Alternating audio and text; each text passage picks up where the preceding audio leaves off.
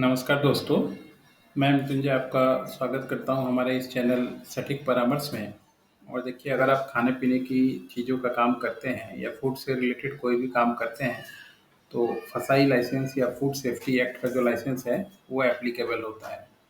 तो सब पे ही ये नियम लागू होता है और गवर्नमेंट ऑफ इंडिया का ये नियम है, जो सबको मानना पड़ता है। तो इसमें कुछ चेंजेज़ आया है, नया चेंजेज़ जो आपको ध्यान देना चाहिए, ताकि मान लीजिए, क्योंकि ये आपके बिज़नेस पे बहुत असर डालता है। हम लोग क्या करते हैं, जब फसाई का लाइसेंस करते हैं या डिटेल्स डॉक्यूमेंटेशन बनाते हैं, तो आपको सारा डिटेल्स उसमें देना पड़ता है कि आप क्या-क्या सामान उसमें यूज़ कर रहे हैं, कहाँ से पानी ला रहे हैं, कहाँ उसका आउटफ्लो कर रहे हैं। बाज़ार में अगर आपका सामान डैमेज हो जाता है, तो कैसे उसको वापस कीजिएगा, कैसे रिकॉल कीजिएगा।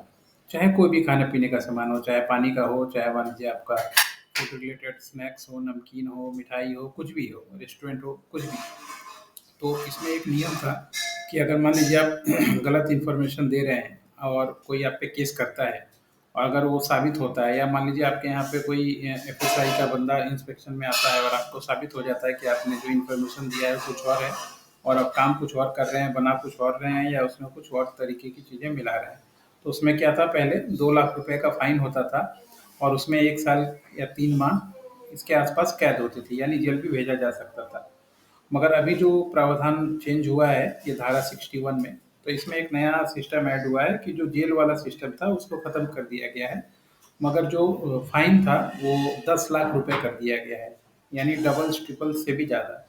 तो जेल तो ठीक है, मान लीजिए जेल आप काट आइएगा, उतना पैसा नहीं लगेगा। मगर 10 लाख रुपए जो है वो बहुत महंगा होता है। हो सके कई लोगों को कंपनी का टर्नओवर या कंपनी का इतना फ़ायदा ना हो 10 लाख रुपए का, जितना का वो बिज़नेस कर रहे हैं साल का।